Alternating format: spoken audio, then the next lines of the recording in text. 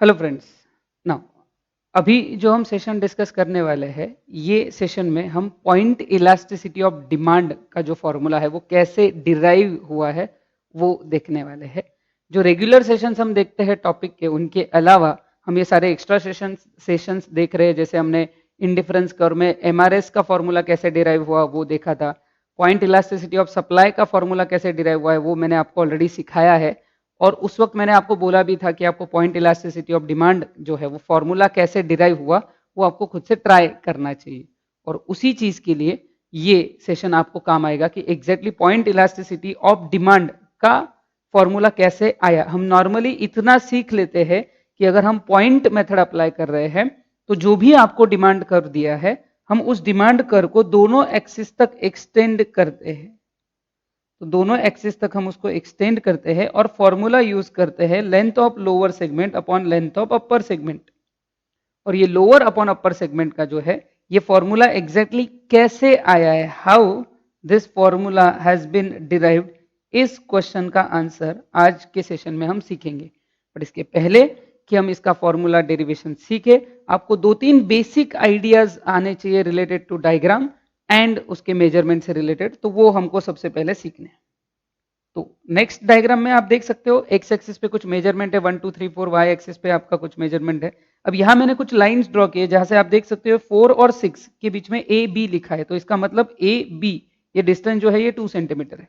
अब अगर मैं यहाँ पे एक नाम देता हूँ, जैसे ये लाइन 1 है, ये लाइन 2 है, ये लाइन के साइजेस अलग अलग है, बट इस लाइन पे जो पॉइंट लिया है सी और डी और ई और एफ, ये एग्जैक्टली सेम लाइन में है जहां पे हमने ए और बी लिए है। इसी का मतलब ये है ये जो डिस्टेंस है between these point, that AB would be equal to CD is equal to EF, जो रहेगा आपका इन टोटलिटी 2 सेंटीमीटर। तो ये जो पर्टिकुलर चीज है ये आपको ध्यान रखनी, क्योंकि इसी तरीके से हम कुछ फॉर्मूलाज में पॉइंट रिप्लेस करने वाले हैं, इसलिए आपको ये देखना है। नेक्स्ट अगला पार्ट जो आपको सीखना है बेसिक्स, वो है triple A theorem. Triple A theorem आपने कभी तो भी, जिसको हम एंगल एंगल एंगल ऐसा भी बोलते हैं, ये कभी ना कभी आपने स्कूल ज्योमेट्री में सीखा होगा, फिर भी एक बार रिवाइज कर लेंगे। तो ट्रिपल ए थ्योरम तब एप्लीकेबल है जब दो ट्राइंगल, जैसे यहाँ दिए है triangle ABC and PQR, are similar. Now similar है मतलब उनके जो करस्पॉन्डिंग एंगल है, जैसे आप यहाँ देख सकते हो एंगल ए पी, या यहाँ बी बी, यहाँ बी और क्यू, यहाँ देख सकते हो सी और आर। तो करस्पॉन्डिंग जो एंगल्स है वो इक्वल है, साइड्स इक्वल नहीं है, सिर्फ जो उनके एंगल्स है वो इक्वल है। तो वहां पे एप्लीकेबल होता है ट्रिपल ए थ्योरम। और उस थ्योरम के हिसाब से अगर दो ट्राइंगल सिमिलर है, मतलब उनके करस्पॉन्डिंग एंगल जो है वो एग्जैक्टली सेम अगर है, तो जो उनके साइड्स है उसके प्रोपोर्शन सेम रहेंगे। जैसे इस सिचुएशन में अगर आप देखोगे तो इसमें A B to B C, ये जो प्रोपोर्शन है it would be same to P Q to Q R. ये एक पहला सिचुएशन। एक और आ सकता है B C to C A is equal to Q R to R P.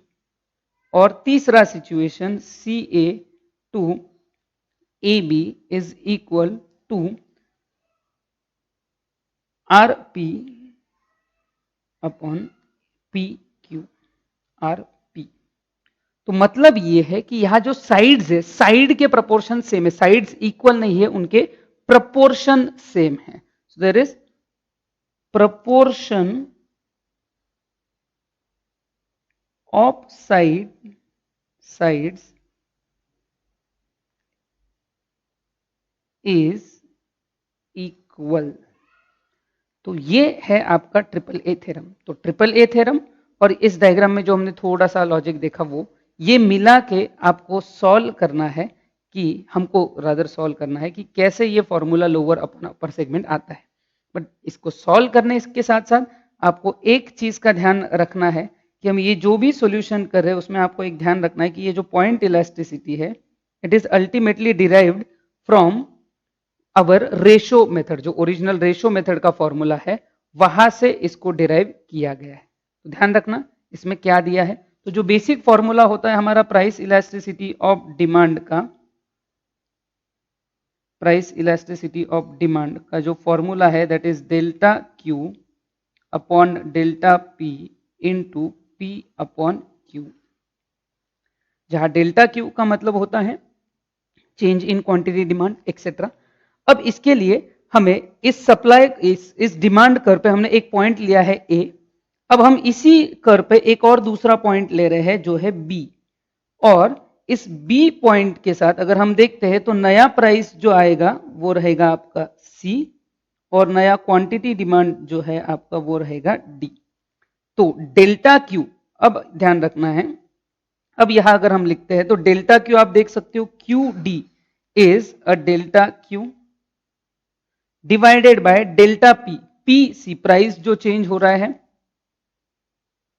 यहां से यहां P C into P, P is original price जो आपको दिया है from O to point P, यहां देख सकते हो आप ओ पी, और यहां पे आप देख सकते हो original O Q, original quantity जो है this is from O to Q, so इसको हम बोल सकते हैं ओ क्यू। तो ये जो पार्ट है आपका, ये बेसिक प्राइस इलास्टिसिटी का फॉर्मूला हमने अप्लाई किया। अब इसी डायग्राम में अगर आप देखते हो तो ये जो क्यू डी पोर्शन है it is equal to this B, and यहां पे हम एक नया पॉइंट ले लेते हैं ई, करस्पॉन्डिंग अभी और नाम दे देते हैं, जैसे यहाँ पे एफ, यहाँ पे हम नाम दे सकते हैं जी। तो अगर हम देखते हैं Q D is equal to E B and this P C is equal to A E, तो Q D is equal to E B upon P C is equal to A E into OP, price OP is equal to, अब आप यहां पे ध्यान दे सकते हो, अगर हम ओ से लेके पी तक का डिस्टेंस देखते हैं तो it is similar to A Q, तो इसको लिखा हमने ए क्यू, और ओ क्यू ये जो है it is similar to O से लेके क्यू, ये जो डिस्टेंस है similar to same as P A. तो ये आपका यहां तक का सॉल्यूशन है for price elasticity of demand.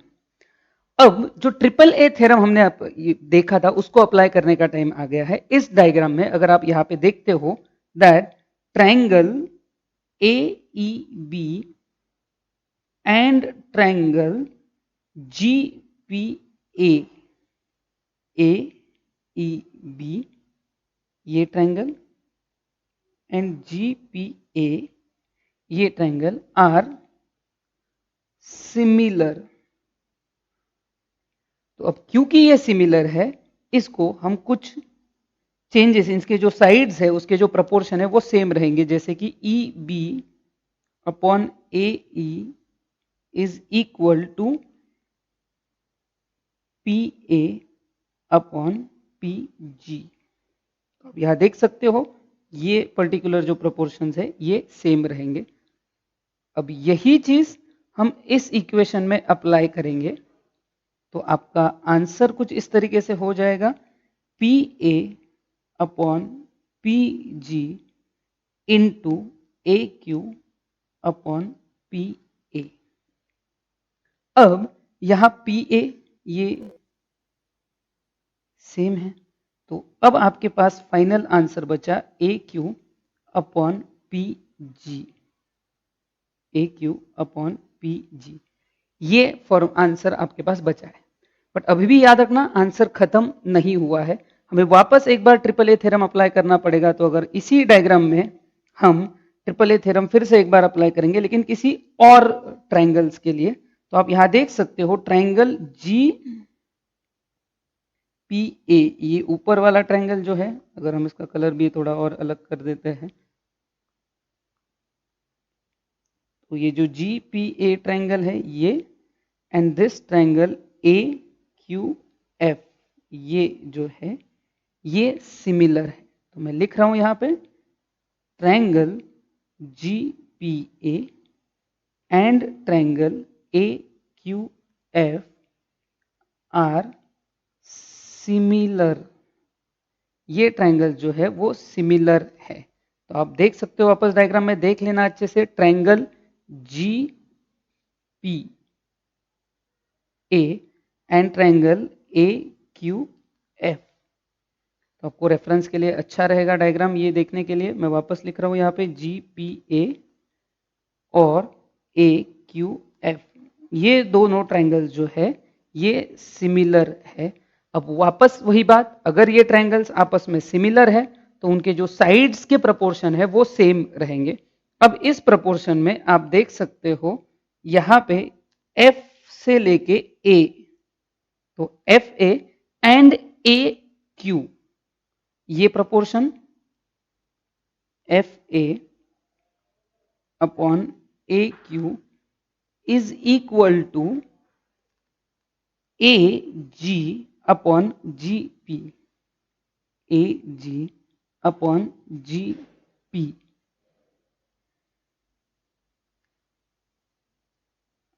थोड़ी जगह बना लेते हैं हम यहाँ पे।